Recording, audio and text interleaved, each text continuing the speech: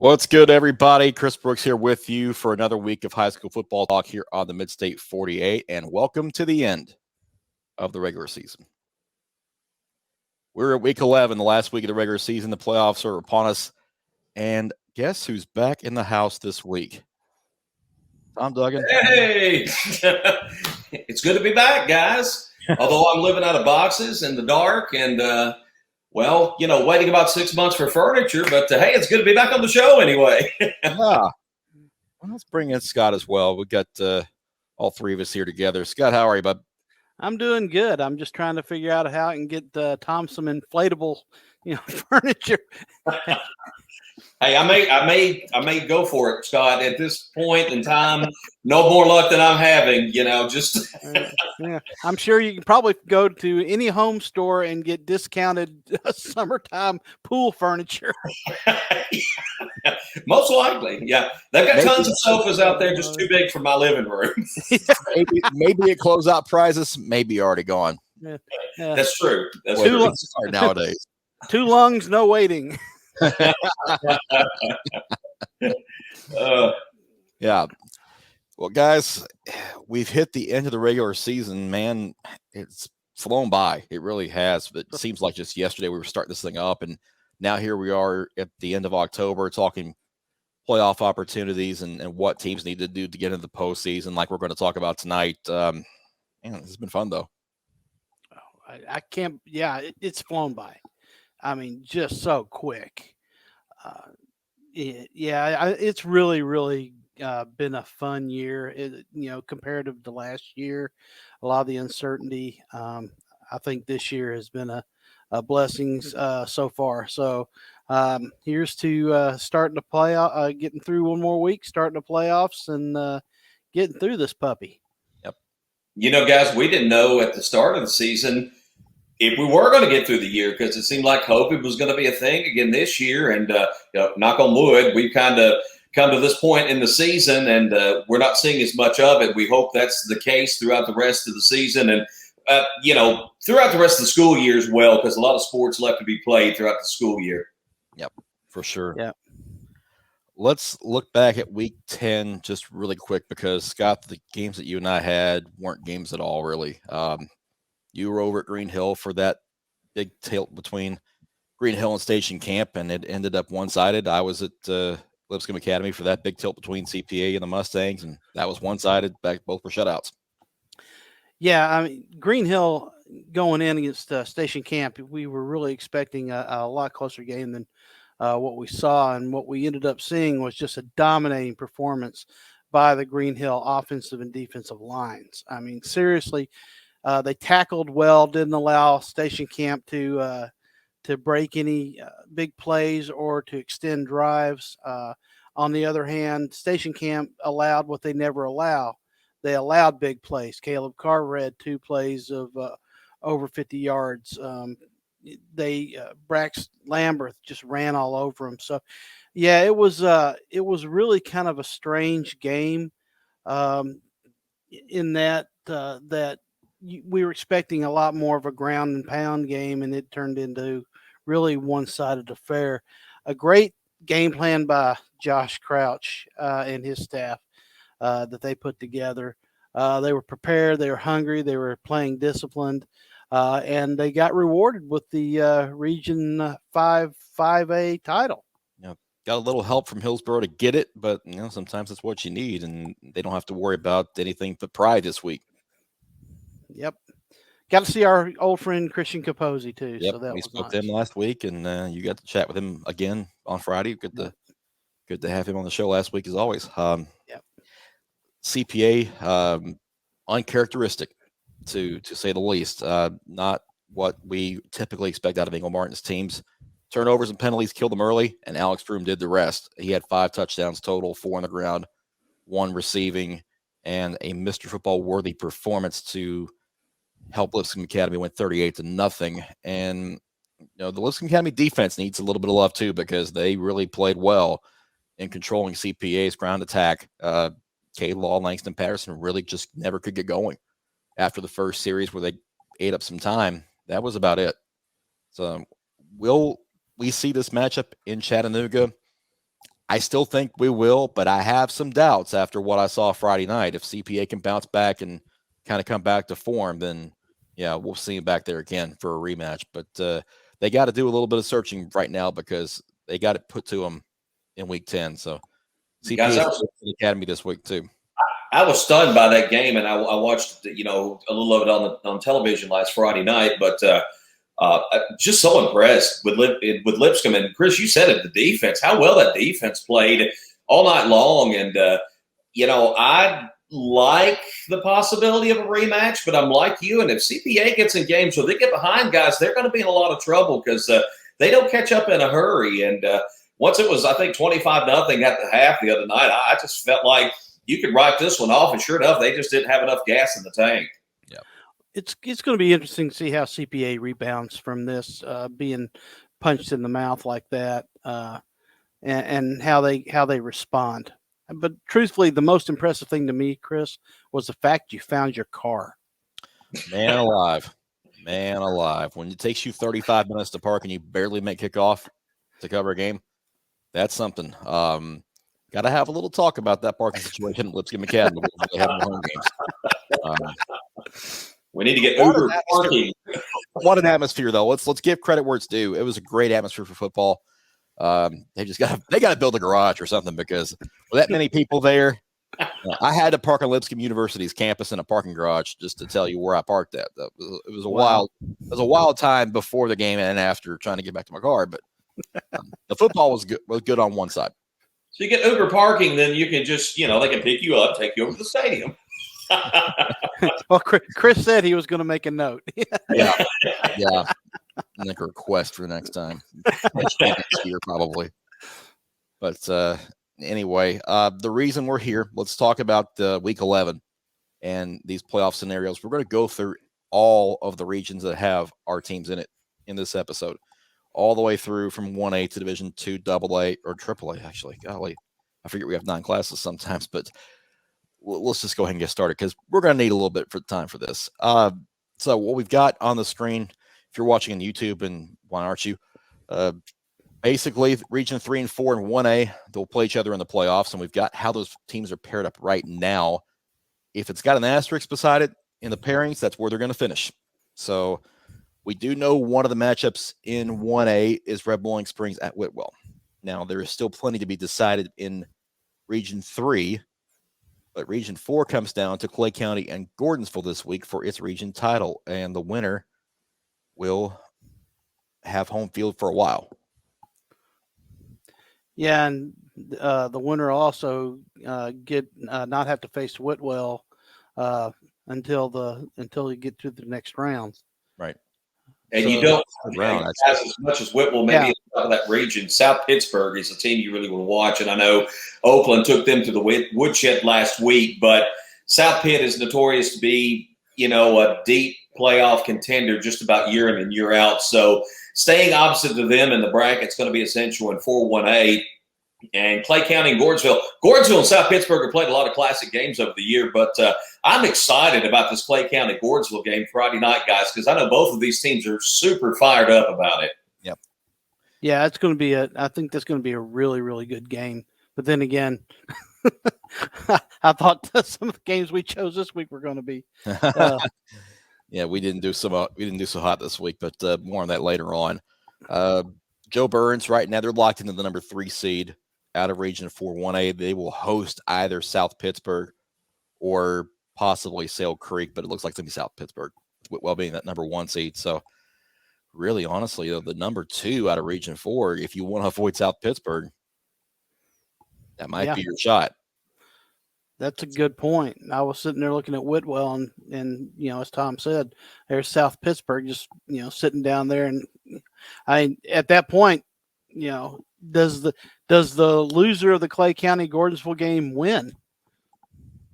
Sometimes in a situation like this, it's very possible that they do.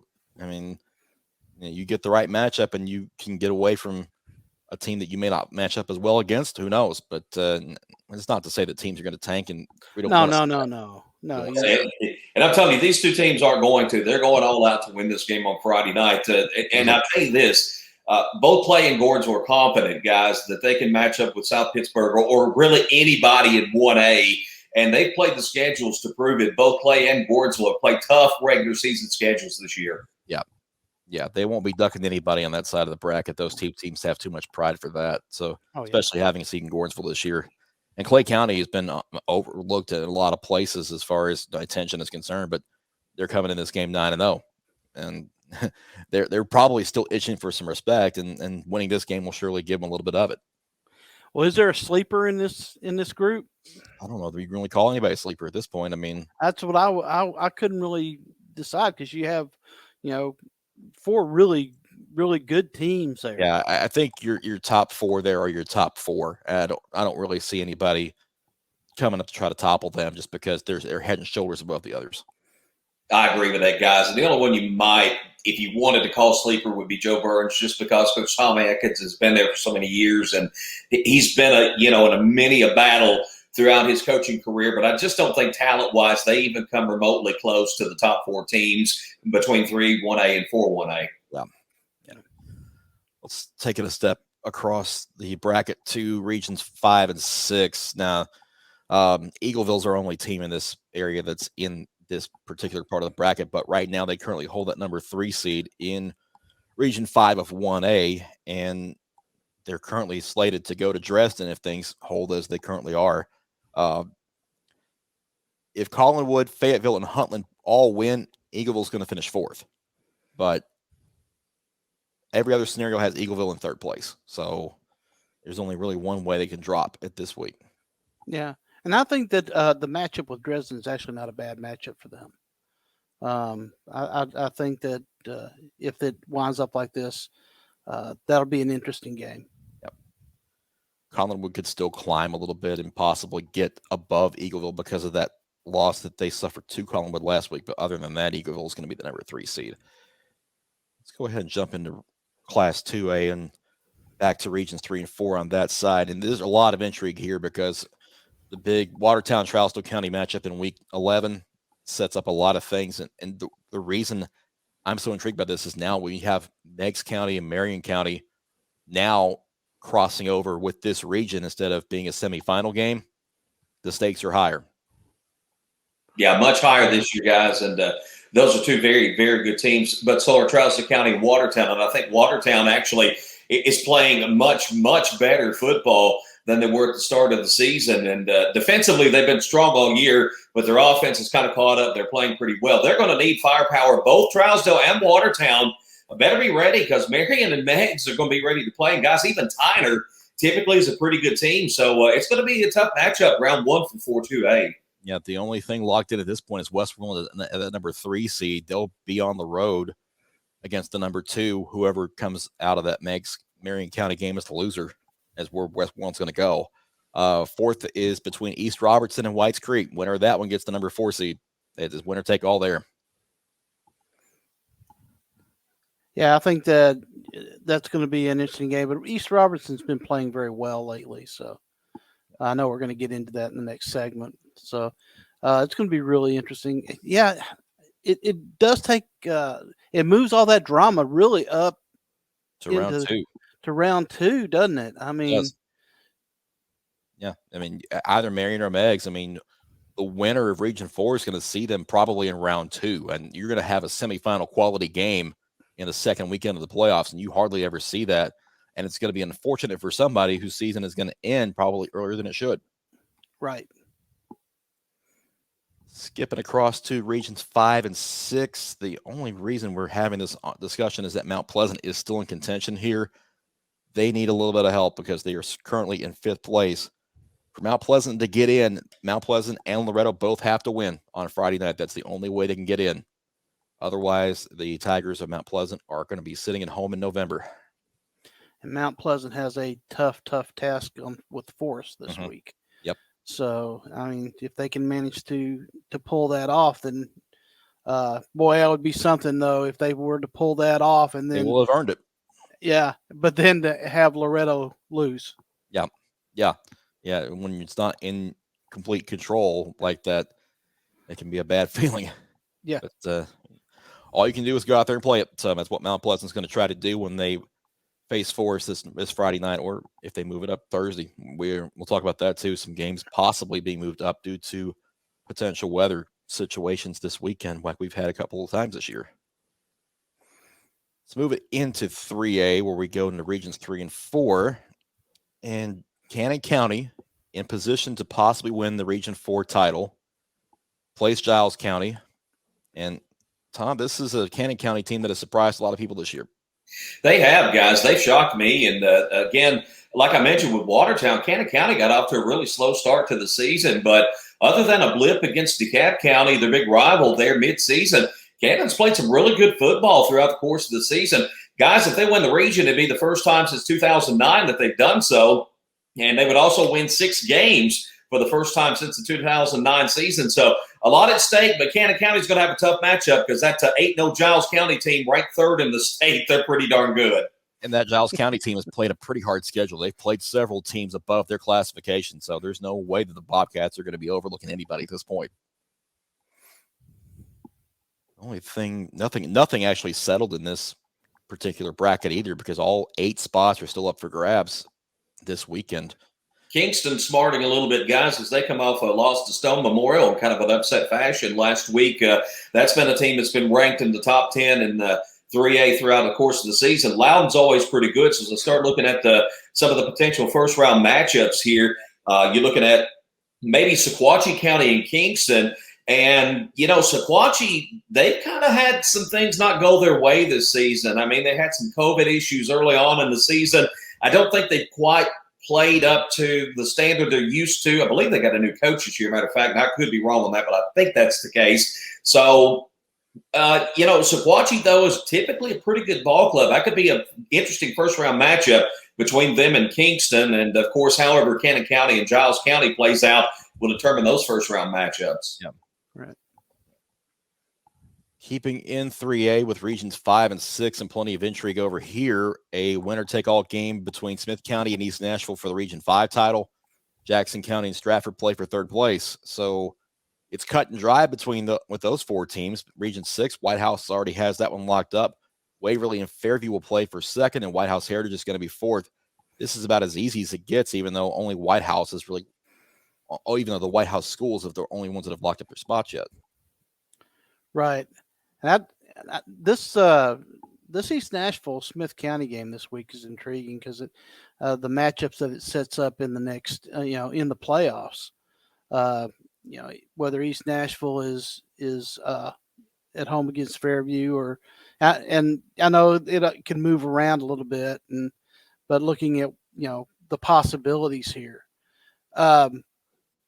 But I know Jackson County is not necessarily a team we cover, but, we talked about, what were they, what was the thought process about what they did in the offseason about moving, changing regions. Seems to have paid off for them. Yeah, going up in classification. We talked about that as like why they did that. Well, they're in the playoffs, so yeah, there's the payoff. Yeah, and I might shed a little light on that. I mean, just prior to the season, the opportunity was there, of course, for them to be in 2A, and most likely they would have gone to 2A going toward East SC, much like Monterey has done, and York Institute. That region is kind of spread out just a little bit. And I think when they looked at this top to bottom, they felt like they had a better chance to compete in 3A going to 5-3A, and indeed so. In fact, Jackson County has made the playoffs now as a 1A team, a 2A team, and a 3A team.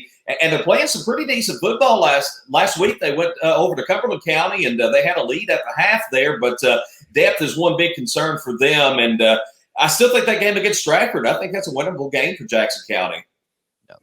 Oh, agreed. Yeah, got to be in Gainsboro, too. And Stratford's got to go on the road to Jackson County for that game. So, being at home in this situation is not a bad deal for them. You look at this region. I mean, I can make a case for 3 or 4 teams, maybe even more, coming out of this group. You can't count out Smith County. They've been playing pretty good ball. I mean, Coach Dyer's, those are some big kids over there, and he's got them playing some tough ball over there. And Waverly, we saw them earlier against White House and took White House, to the end.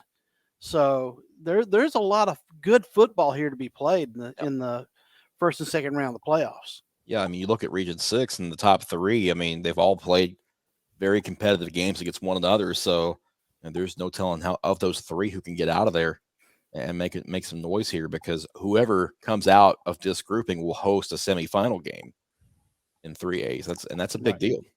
Mm-hmm. I like seeing White House back up at the top of that region, guys. It kind of brings you back to the glory years when Coach Porter was there, and they was just good year in and year out, good, tough, smash mouth type football. They've had a great season at White House. I look for them to have a pretty good run. Yeah, I could see that too for sure. We'll move into 4A real quick, and then we'll take a break shortly. Regions 3 and 4. The Region 4 with Upperman having already clinched. Macon County is locked into the number 2 seed. Stone Memorial, DeKalb County fighting for 3 and 4. And that's about it for that region as far as playoff consideration for this week. In Region 3, Chattanooga Central is your champion. Red Bank and East Hamilton trying to get second and third. Soddy Daisy is fourth. Hickson is in contention and could still squeak into the playoffs, but some things need to go their way for that to happen. Out of these pairings right now, what do you guys see out of this grouping? Well, I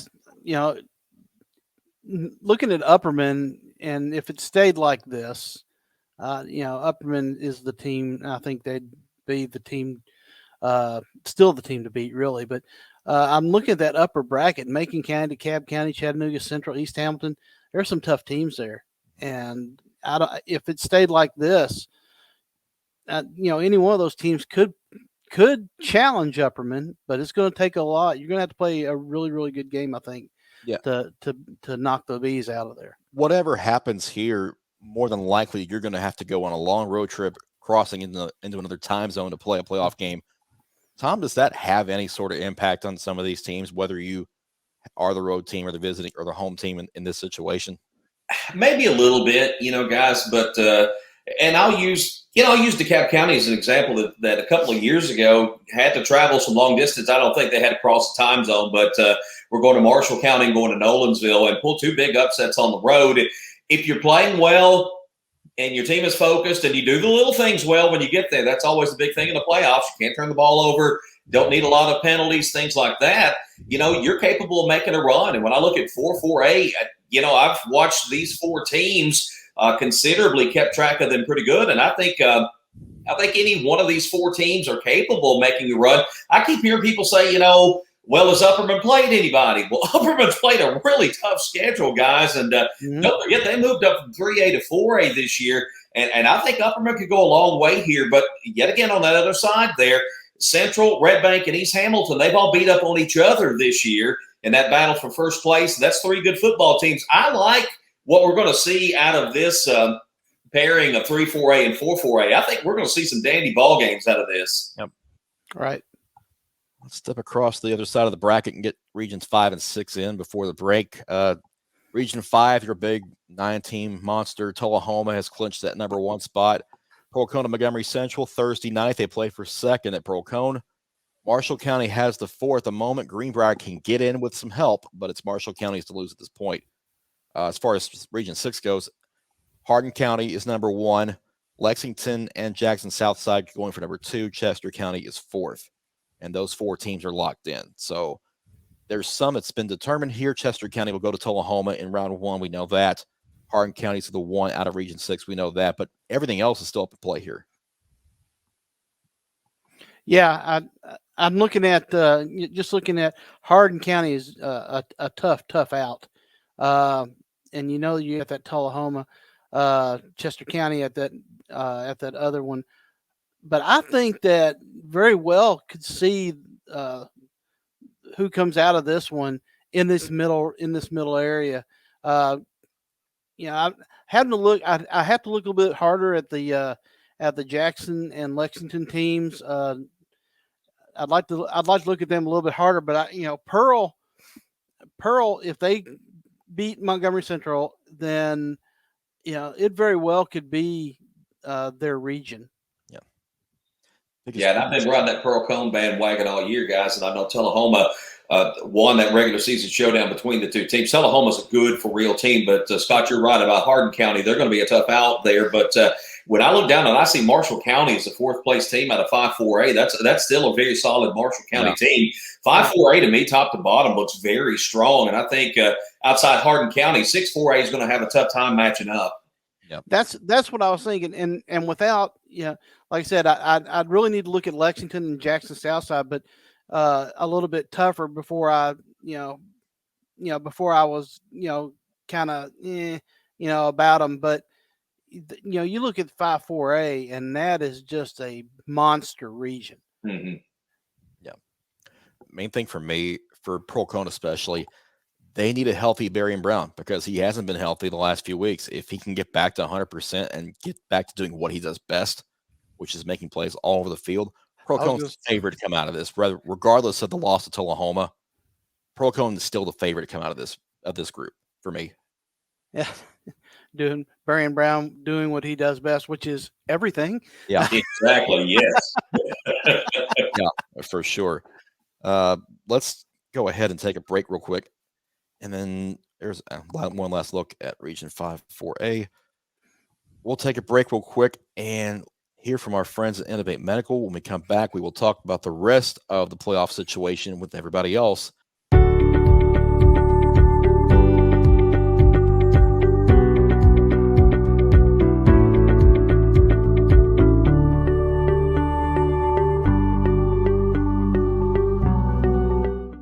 As we talked about earlier, Green Hill locked up that region title, and in essence, Station Camp took the number 2 seed in Region 5 as well. So the attention there is on Hillsboro and Wilson Central this week. That's a winner-take-all game for third place because the loser's out. Yeah, it's a playoff game before the playoff games. Yeah. So they're starting early this week. And actually, Mount Juliet would be third if Wilson Central won, but Hillsboro can get 3, Wilson Central can get number 4, essentially. So it's all or nothing. And Scott, you will actually be there on Friday night. So yep, be there for an all or nothing game, one of those fun ones. Unless they move it forward. This is true. But Hillsboro's been playing a lot better lately. They got off to such a poor start, and they've kind of found themselves in the last few weeks. Yeah, they have, and it's stuff we'll get into in who you got, but it makes for a very, very interesting playoff first round with this grouping. If it was stood the way it stood right now, that Green Hill Nolensville game and the Mount Juliet Page game are must see games if you can get to them. For sure.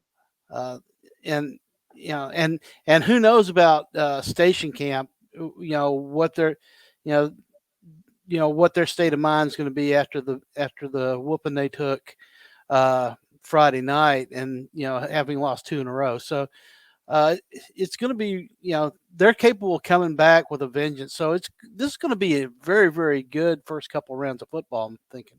Look over in Region 6 quickly. Page has that region on lockdown. Columbia is going to be second.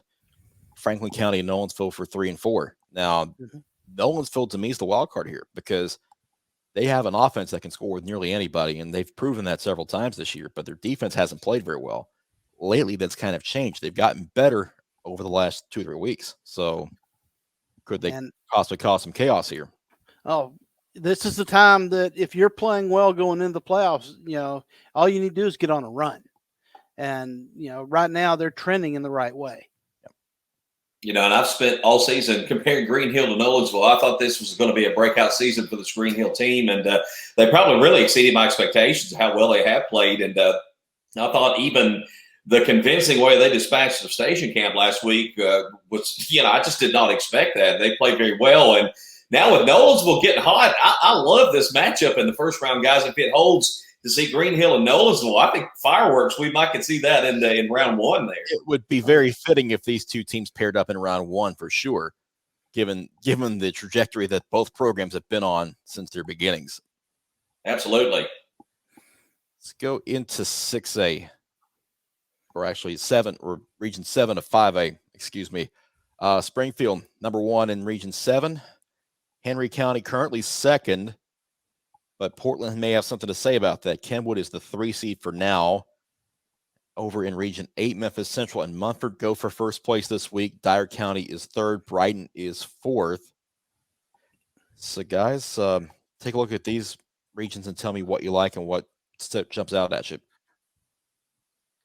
Well, I mean, I look at this and I have a lot more questions than I have answers. Quite frankly, because some of these teams really have been up and down, and you really don't know who they are. And it's a little late in the season to be finding your identity. Yep. I mean, aside from Springfield, really, and Memphis Central, and I know Mumford is out there too. But looking at 7 and 5A, a lot of those teams are, they're capable of jumping up and beating you, but then they're just as capable of playing poorly as well. This is going to be, aside from Springfield, Region 8 may have the edge here in playing some better ball. The math is pretty easy here as far as the situations are concerned. If Henry County wins, then the Patriots are second, Kenwood would be third, and Portland would be fourth. Now, if Portland were to beat Henry County, it'll depend on who comes out of that Kenwood Northeast game. Mm-hmm. And if Kenwood wins, Kenwood would be second, Portland would be third, and Henry County would be fourth. But if Northeast wins, it goes Portland, Henry County, Northeast. So Northeast is still in contention. If they can knock off Kenwood, they need some help, but they can still sneak in. That changes things a lot there with that region, guys. I mean, that's a lot still really in flux with that. And I think that just goes to show the competitiveness of this region this year. I would have thought Henry County might have been, maybe they've struggled a little bit more, and I don't know if they've had injuries or what maybe has been the cause or just a down season. But, Scott, you mentioned it. Kenwood's been up and down. Portland's looked great at times. At times they just, look average, maybe a little bit below average. When I look at this, and you always consider teams like Memphis Central and Mumford are going to be pretty tough. I don't know. I just don't know what to expect coming out of this matchup here because of the way the inconsistency of Region 7 5A. And even Springfield has shown some signs of vulnerability at times. So again, yeah, I agree. It's really kind of, you never know what you're going to get here, Forrest. Yeah, I'm really intrigued on that. What happens with Northeast and Kenwood, because Northeast has been a late comer really as far as playing well and being able to score. But imagine a world where Henry County would be the 4th seed. Hard to fathom. Let's keep moving into Class 6A. We've got a lot of teams to get to here, starting with Region 3 with Lebanon having locked this one up. In fact, the entire region in Region 3 is settled, 1, 2, 3, and 4. Lebanon the 1, Shelbyville 2nd, Coffee County 3rd, Warren County 4th. They're set. Region 4 is in their story because Rockvale has surpassed everybody's expectations and enters Week 11 with a chance to win the region title. If they beat Oakland, they would do just that. That would pretty much solidify Coach Rice as Coach of the Year. Yep. If he knocks off Oakland, I think everybody, including Oakland, would vote for him. Yeah. If Rockvale wins, I mean, that's one thing. But Stewart's Creek and Riverdale still have something to say about seeding as well. If Rockvale wins the region over Oakland. Mm-hmm. Actually, here's the thing. If Rockvale and Stewart's Creek win, Rockvale 1st, Oakland 2nd, Stewart's Creek 3rd, Riverdale 4th. So Rockvale needs help. Okay. Because Riverdale's still in there with 1 region loss and 3 wins. Now, every other scenario has Oakland winning it. So the math is actually kind of easy. That's kind of weird to think about. There's a scenario that Riverdale could be 4th, just considering how good they've been this year, especially on defense, how just really tough they've been. And, other than CPA Lipscomb, they played Oakland as tough as anybody. A 24/7 ball game there a couple of weeks ago. But that's a very competitive region, guys. And when you look on the other side of 3-6A, you got Lebanon. Lebanon, I think their loss came early, and they've just been rolling right along since then. They got into the top 10 this week, and they've really had command of 3-6A throughout the course of the season. So everybody's going to point at 4-6A as probably heavy favorites in most games, but watch out and don't sleep on Lebanon there because they do have a good ball club. Yep. Well, the interesting thing is going to be too if Riverdale falls to the 3 slot. Chris, you said there's a scenario for that. No, they can only go to 4th. They can't go to 3rd. They can only go to 4th. Okay, so regardless, then they're going to stay on the opposite side of the bracket from Oakland, probably. Yep. Unless Rockvale prevails. Rockvale and Stewart's Creek have to win. Right. So that's the only thing that can happen. And then Oakland would fall to Oakland would be second. Would be second. So the only way that they would fall in the same bracket would be if Riverdale's 4th and Oakland's 2nd. Right? So okay. Thank you for checking my math. We all know how well I am with that. So because you look at the all 8 of these teams, and of course you want to say, well, Oakland and Riverdale should be the best out of this group. But if they're a second rounder, then it's going to makes the other pairings a little bit more interesting. Yeah. Let's keep going into regions 5 and 6. Hendersonville has region 5 on lockdown. Beach is the number 2 seed. Clarksville and Gallatin play for 3rd this week, and the loser will be 4th. There's nothing else to decide there. Region 6, Cane Ridge is all theirs. Smyrna and Overton for 2nd and 3rd, and McGavock is sitting in 4th. As a matter of fact, there is one scenario where McGavock would fall out, and it's if Laverne and Antioch both win. Laverne would be 4th. So that graphic is actually incorrect. McGavock is not in just yet, but with a win over Laverne, they're in. Yeah. So, you look at the opposite side, Hendersonville and Beach, right now are the, if you look over these, but Cane Ridge is right there. It's going to be again, when you talk about these mid-state regions, when they get together, it's really fun football to watch. You look at a couple of them you would think might be, a lock, a dead solid lock, but we know how that goes.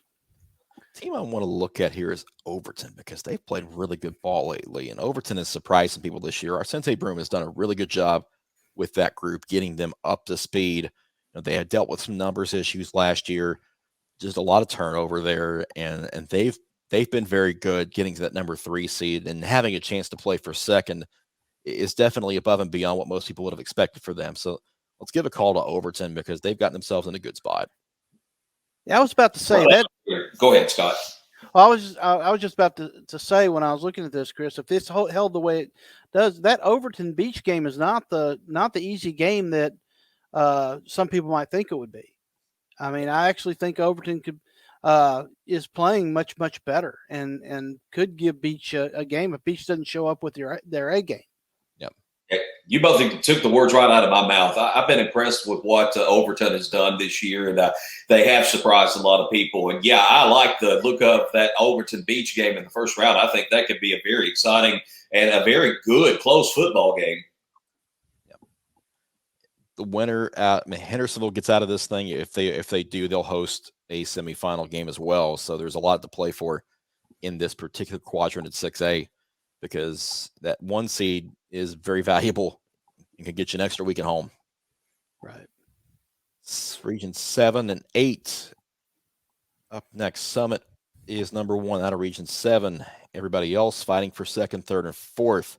And there are some scenarios there we'll touch on in just a second, but let's go to Region 8, where Collierville is the number 1 seed, coming in at 9-0. Germantown 2nd, Whitehaven 3rd, Houston currently 4th. So what's the stake in Region 7? Well, plenty.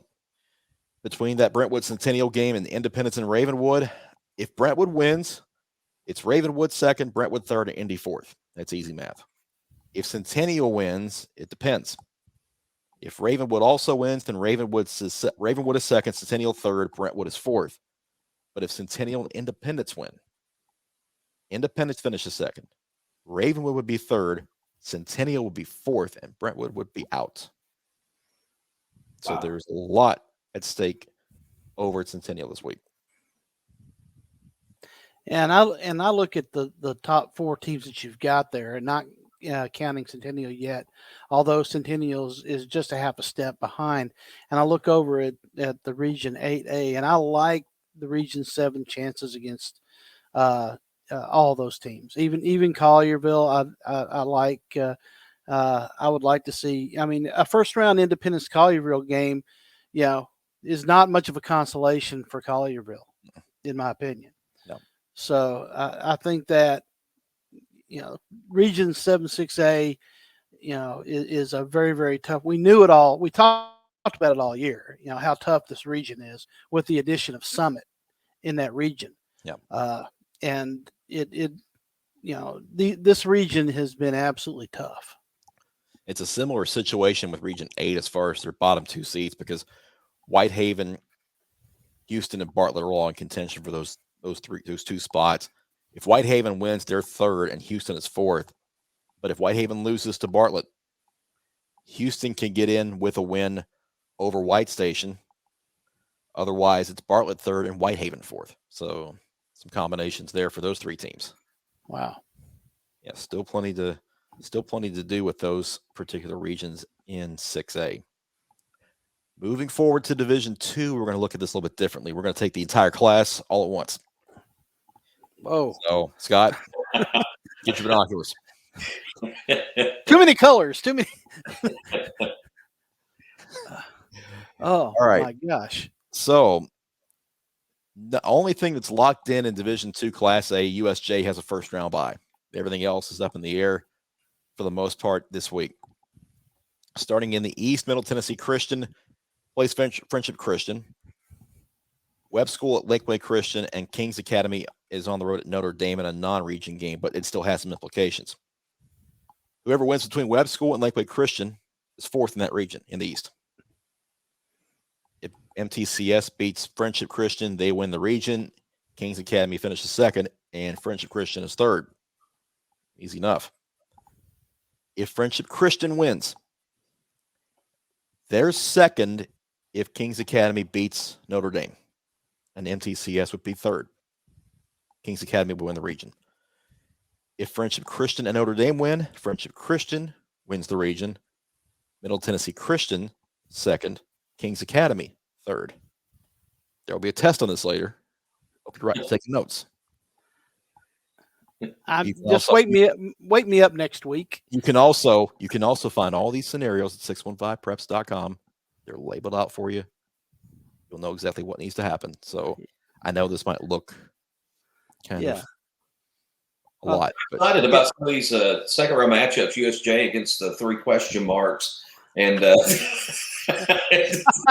yeah, a lot of great scenarios there with the 3 question marks. Hey, that's about where my brain is right now. 3 question marks have been very strong on defense this year. There are a lot of question marks with the 3 question marks. There are a lot of question marks with the 3 question marks. You were right about that. Yes. Oh my gosh! And people listening on the podcast are thinking, "What the hell are they talking about?" Okay. Watch on YouTube. Imagine, if you will, a bracket, and you spilled your scrambled eggs all over it in the morning. Basically, what you're looking at here. There are so many, would be, could be. It's like a Marvel movie with all the different timelines. Hey, let's look at the middle region. Shout out for the nerds there. Yay. There you go. Let's look at the middle region because this one's a little bit cleaner.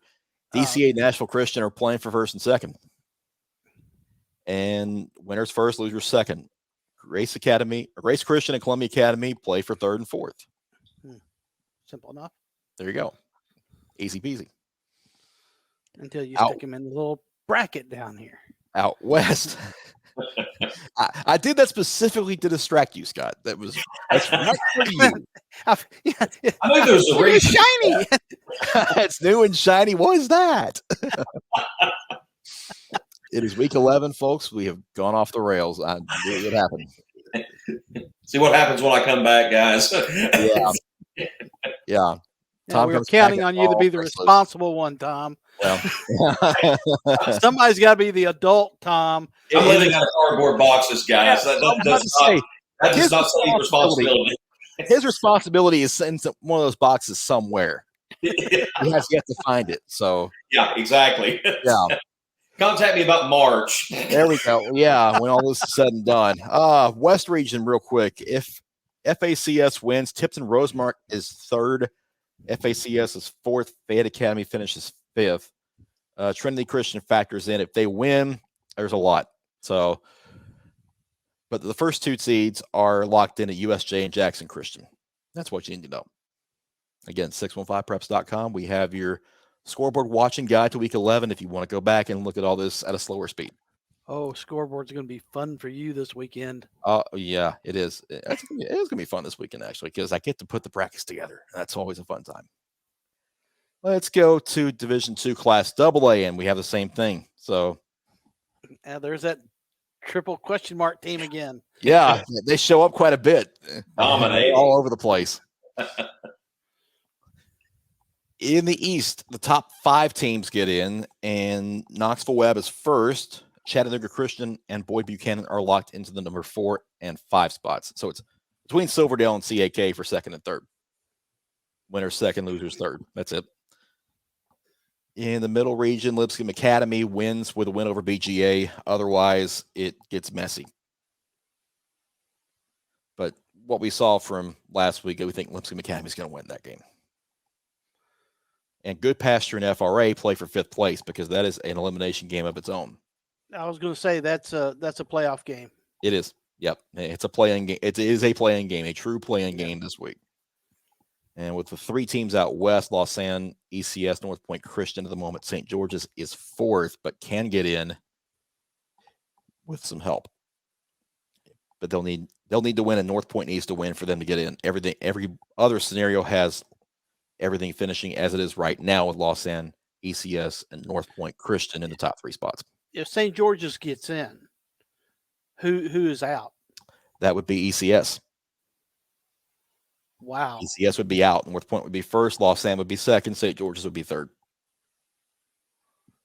Wow. But that's one specific scenario. That's the only thing. That's the only way they can get in is if North Point and St. George's both win. And an 0-3 Good Pasture, 3-4 Good Pasture team would be in, and a 1-1 6-2 ECS team would be out. Yeah, that's amazing. Yep.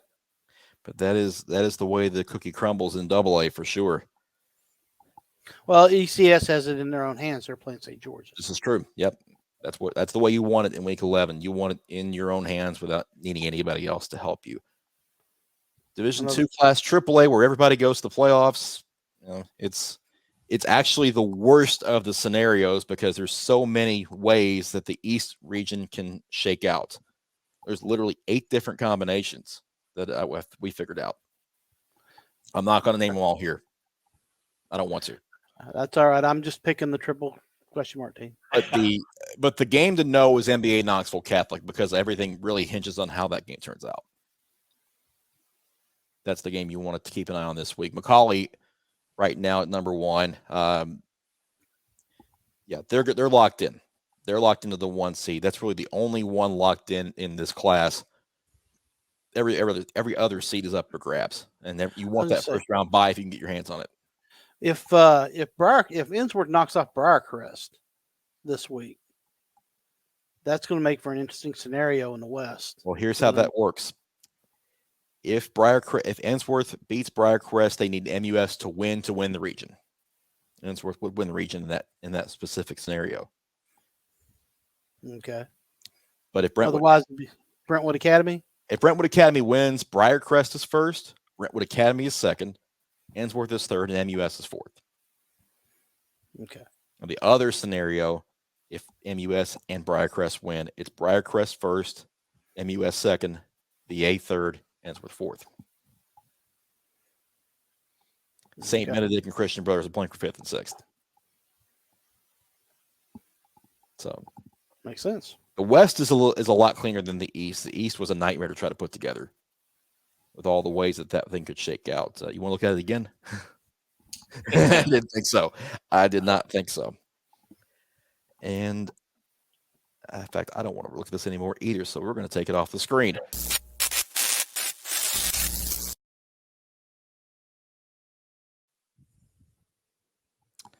Fellas, I look at this board and I see a lot of sadness. I don't see a lot of sadness there. Depends on who you look at. I guess it's depending on who's looking at it. I don't know. Me looking at it. Me pick up 3 games on Chris. I'm looking for the nearest pie to go in my face because I certainly deserve it. 4 and 6 is unacceptable. We can make it happen. Well, 5 and 5 is right behind you there. So I didn't do so hot last week either.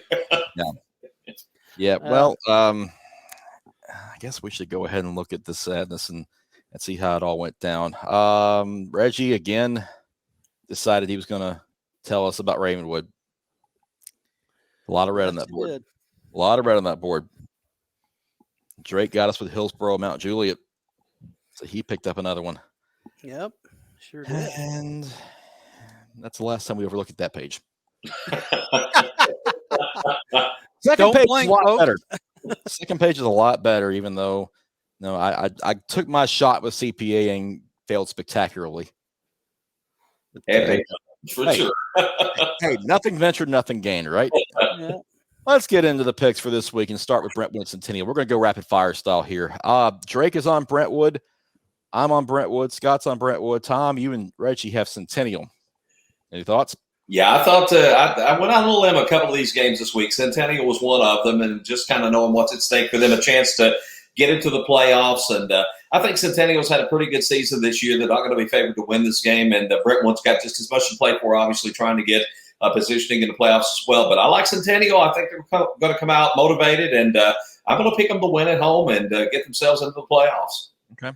I'd just say Brentwood is on a 4-game roll, and their offense is firing up. They've won the 4 in a row by a margin of like 132-52. It's their offense is playing really, really well. Yep. Friendship Christian at Middle Tennessee Christian, a region title bout for this one. Drake and I are on Middle Tennessee Christian. The rest of y'all have Friendship Christian. Scott, why don't you explain yourself? Well, I just like Friendship Christian here. They've won 4 straight. They're really putting together a good running game right now. Tyson Walcott's doing a really good job with the ball.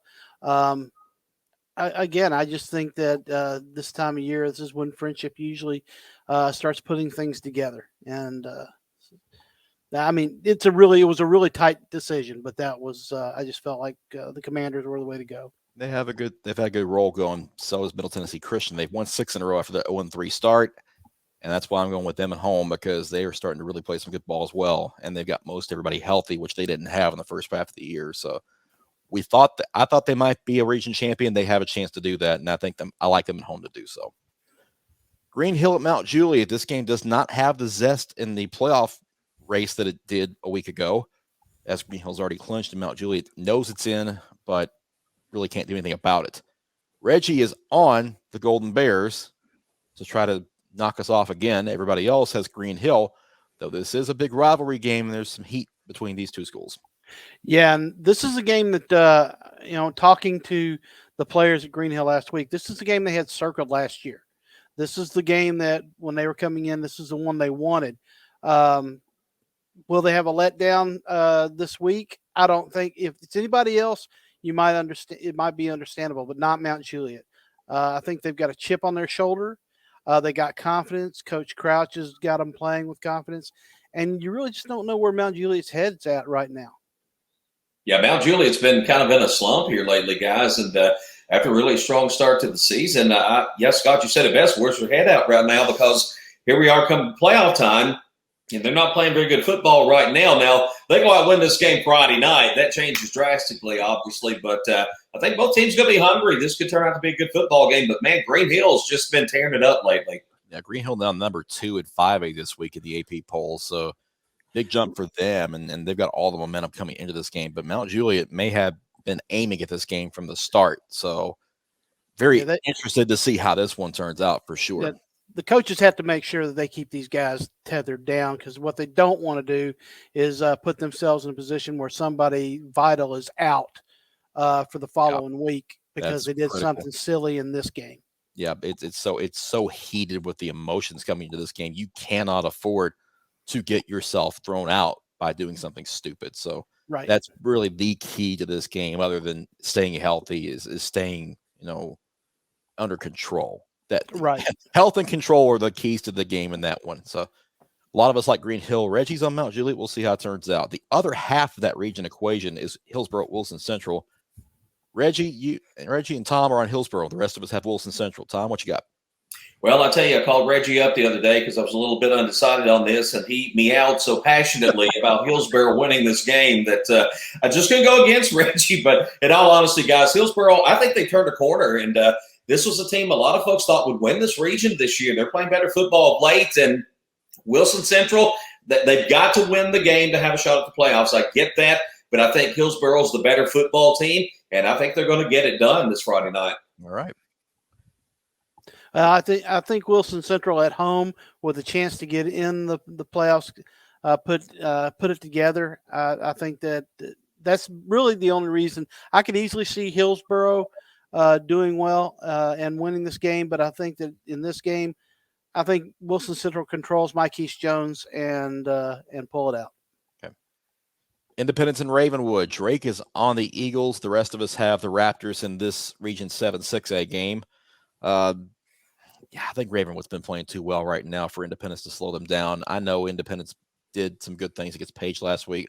Their defense has played better, but Ravenwood's on another level right now. When you score 56 against JP2 and beat them by 28, you've done something. And I think they're going to prove why we thought of them so highly at the first of the year. Ravenwood's playing really good football right now, and I have them winning this game, and they could cause some problems in the postseason just because of the momentum that they have entering the postseason at 6A. Let's get Reggie's pick real quick before we go on. This is for Nashville Christian and DCA, by the way, just FYI. What he chooses.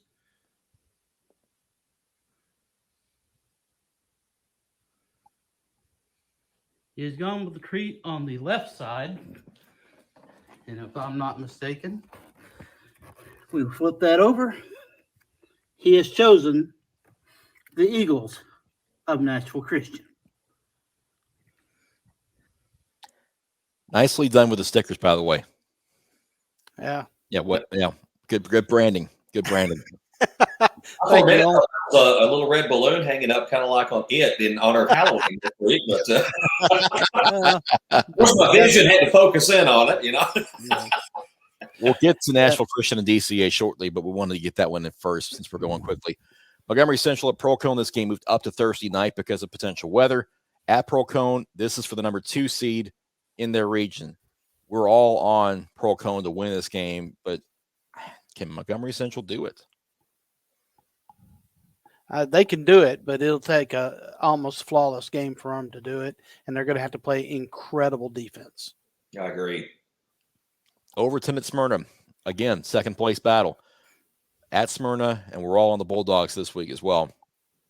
I wouldn't be surprised if Overton knocks Smyrna off, but I think Smyrna has something to prove. People haven't really talked about them as much, and they're playing for something bigger than themselves. They lost assistant coach Gary Mooney a couple of weeks ago, and it's kind of been a motivating boost for this team playing for him. So I expect the emotion to carry them for a while, and I think that they'll win this game on a lot of that. Too much Arian Carter for me in this game. Smith County at East Nashville for that region title. Pretty unanimous across the board. We're all taking East Nashville there. Trousdale County at home against Watertown. Tom, you're on Watertown this week, so what you got there? I tell you what, guys, I went back and forth and back and forth. Watertown's won this game in the regular season each of the last 3 years. That doesn't really mean anything, I know, Friday night. Trousdale County's won this matchup in the playoffs each of the last 3 years. Here's what really sold it for me. Watertown's defense has been playing so well all year long. They shut out Livingston Academy last week. Livingston's having a down year, but when I talked to Coach Dale Flatt, one thing he just continued to emphasize about Watertown was the blitz packages and the things that the defense kept throwing at his offense and just how really good they looked on that side of the ball. I think Watertown's gotten a lot better. Trousdale's a good team.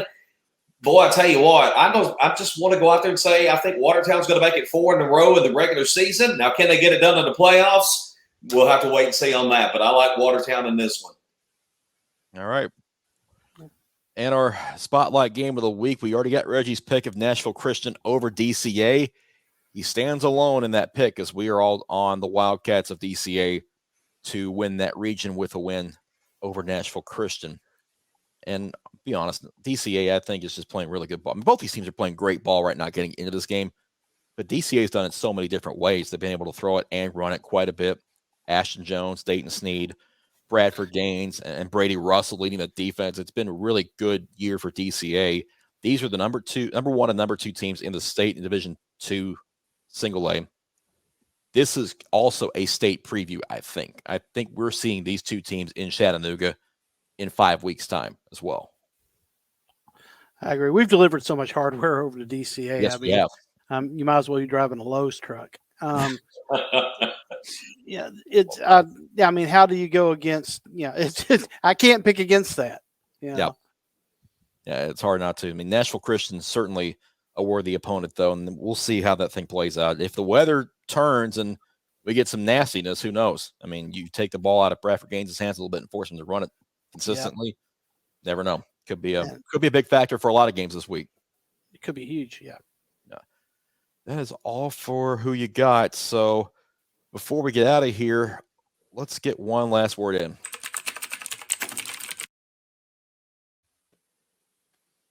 Tom, welcome back. I'm going to let you have the last word this week. Thank you, Chris. It's good to be back, guys. And folks out there, I hope you've enjoyed the high school football regular season. Week 11 is almost like a playoff week when you actually break it down. And I know we've talked a lot about playoff scenarios, but in talking about those scenarios, we've talked about a lot of games in week 11 that actually are playoff games. Win, you're in, lose, you're out.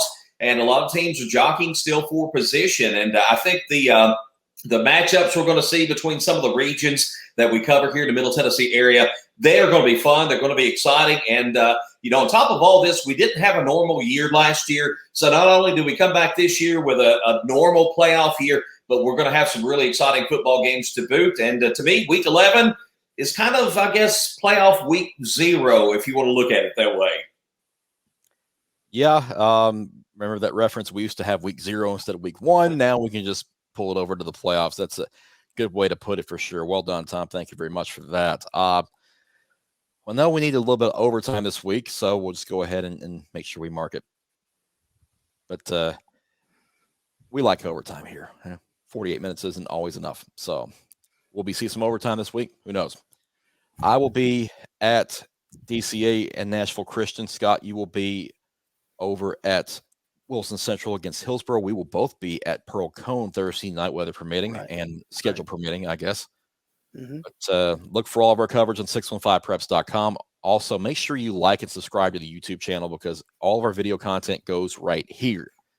You can also listen to the podcast wherever you get your podcast, and that's neither here nor there. But it's more fun over here. That's all the time we got, folks. Thank you for watching and listening, and we'll always like you to go over 615preps.com and take all of our content in, especially this week because of those playoff scenarios. You might want to just read those up and study up. So for Tom Duggan, for Scott Burton, I'm Chris Brooks. Let's get out of here. Have a great week. Enjoy the games. Stay dry, everybody. Have a great week.